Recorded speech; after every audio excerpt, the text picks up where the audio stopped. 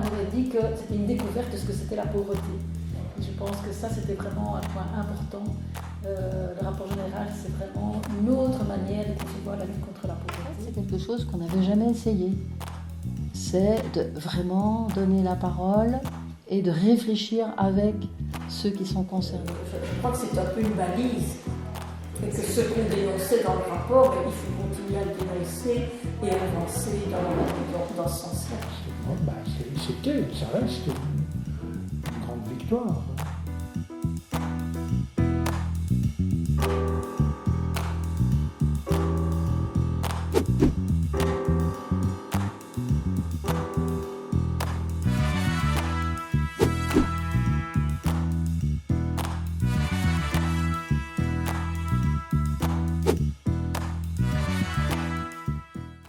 On était très conscients qu'on était en train de vivre une première mondiale.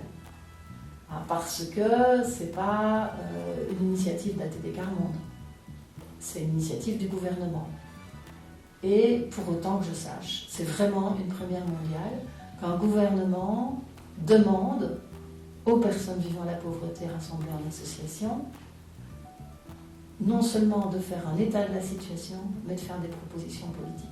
Et donc le combat a été, c'est un combat un peu idéaliste d'une certaine façon, c'est que la parole des plus pauvres soit vraiment au cœur de l'affaire. C'est très important parce que souvent on a écrit sur les pauvres, beaucoup de gens ont écrit sur les pauvres, que ce qui soit professeurs d'université ou d'autres, des gens d'associations, responsables d'associations.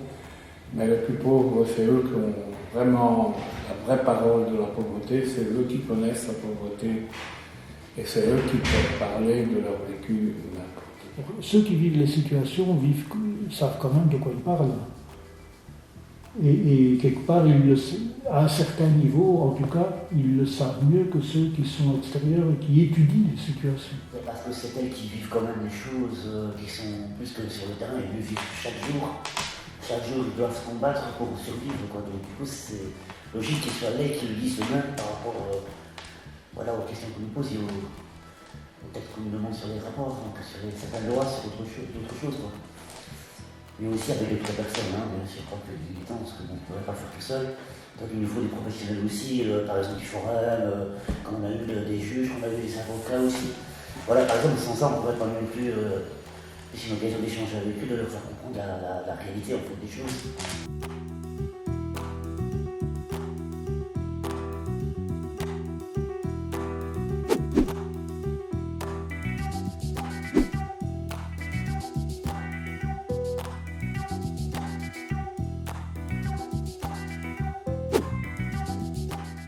Et donc là, ça a été l'occasion, dans une réflexion plus collective, de rencontrer des personnes qui apparemment n'étaient pas du même côté, mais qui étaient toutes prêtes à entendre et à se mobiliser aussi.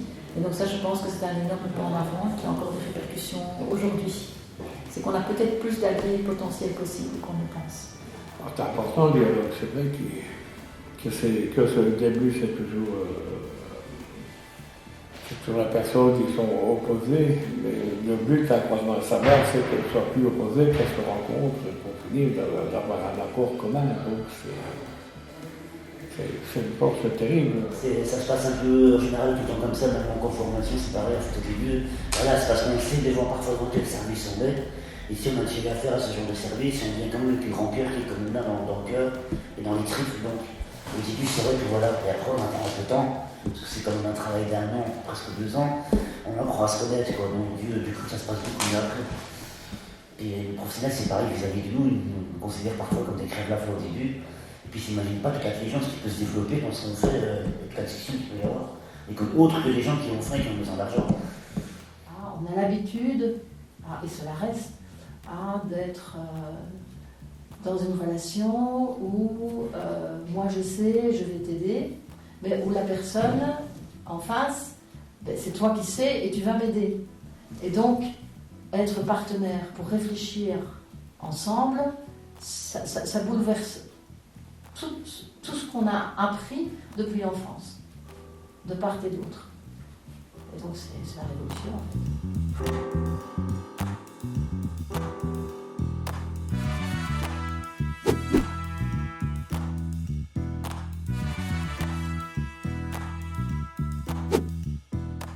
à peu près 30 à 40% des enfants des familles qui fréquentaient l'université populaire étaient en enseignement spécialisé, alors que dans la population, c'est 3 à 4%. Il disait qu'on n'envoyait pas l'enfant en enseignement spécialisé parce qu'il était pauvre, mais parce qu'il avait des retards, il avait un handicap, etc. Donc les difficultés de ces enfants-là étaient vues comme des difficultés personnelles, je dirais, liées à leur état, mais pas à la condition sociale, très très peu. C'est l'illusion qu'ont certains qui se sont fait tout seuls. La plupart des gens qui se sont fait tout seuls, ils ont eu des bonnes écoles. C'est pas eux-mêmes qui les ont créées. Hein. Des parents qui avaient des moyens, pas tout le monde, mais c'est quand même souvent le cas. Un environnement favorable, des opportunités d'étudier à l'université, etc. De découvrir le monde. D'aller voir un psy le jour où ça ne va pas, des choses comme ça. Puis après, ils te disent, je me suis fait... Non, ils ne se sont pas fait tout seuls. Personne ne se fait tout seul.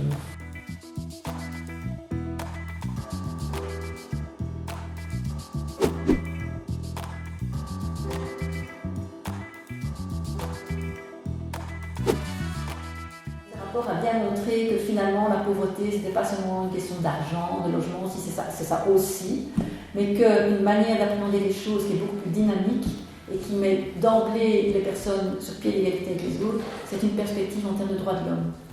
Donc c'est ça qui est bien ressorti du rapport, c'est que finalement la pauvreté, certainement la grande pauvreté, met à l'épreuve tous les droits de l'homme. Le logement, l'éducation des enfants, la protection de la vie familiale et privée, ce sont tous ces droits fondamentaux donc, qui correspondent à des valeurs à laquelle adhère évidemment la Belgique, qui sont mises à mal par la pauvreté.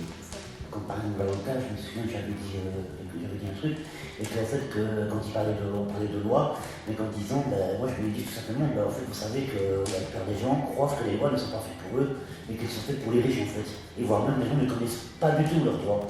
Et du coup il a été étonné cet avocat, parce que pour lui il pensait que tout le monde c'était acquis, tout le monde avait accès aux droits. Mais en fait c'est pas le cas. Lorsqu'on vit dans la pauvreté, c'est très compliqué d'avoir accès aux droits et de se défendre aussi.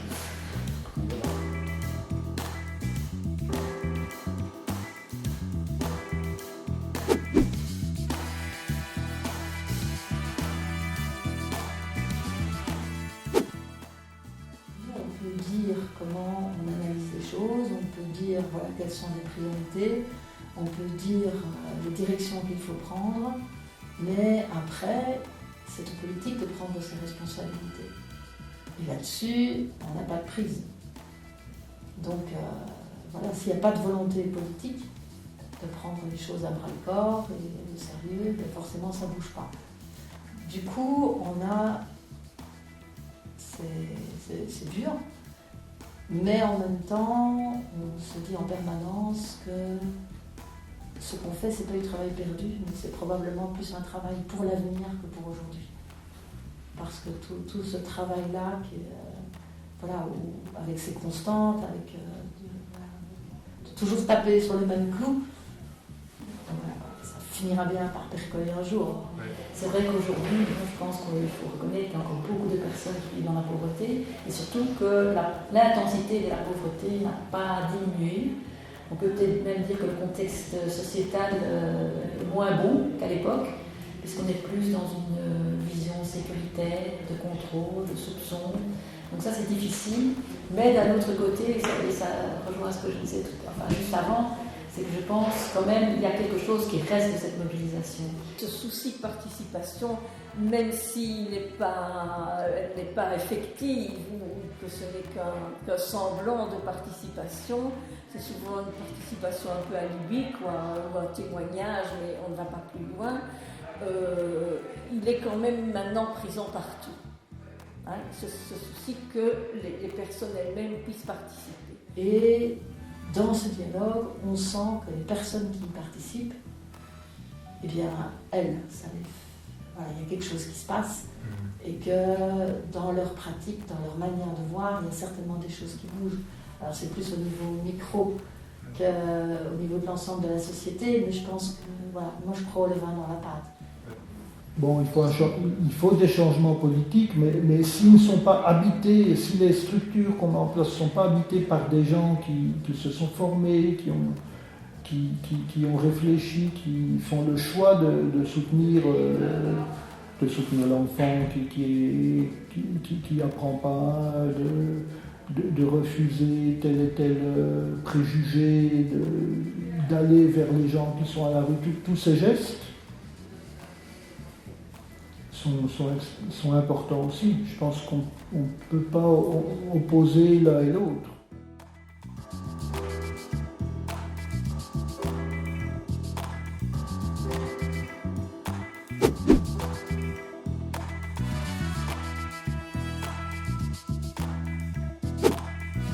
Moi, je pense déjà que c'est un engagement qu'on doit prendre ensemble. Et ensemble, à tous les niveaux, que ce soit dans sa vie privée, dans le choix de l'école qu'on fera, dans comment on réagira à des pressions de parents qui veulent plus de devoirs, qui veulent plus de ci, plus de sorties, plus de ça, qui vont uniquement regarder les résultats de leurs enfants, etc. Donc vraiment, je dirais, dans sa vie privée, dans ses choix familiaux, etc. Mais à tous les niveaux, dans sa profession, dans son engagement social, dans des associations, enfin, et il faut vraiment veiller partout où on est à ce qu'il n'y ait pas d'exclusion et qu'on ne soit pas un genre d'exclusion. Parce que c'est quelque chose de terrible, je trouve, et puis qui ne se répare pas facilement. Arriver à penser ensemble, à réfléchir ensemble, à construire ensemble, c'est pas facile, mais qu'est-ce que c'est passionnant. Parce que, oui, ça ouvre l'esprit. Parfois, des gens m'ont demandé est-ce que c'est pas dur de travailler avec des gens pauvres comme ça, parce qu'il faut quand même que tu te mettes à leur niveau. Et j'ai répondu, et vraiment je le pense, c'est vraiment très très difficile, parce qu'on a du mal à arriver à leur hauteur. Ce que je voudrais dire aux jeunes, c'est que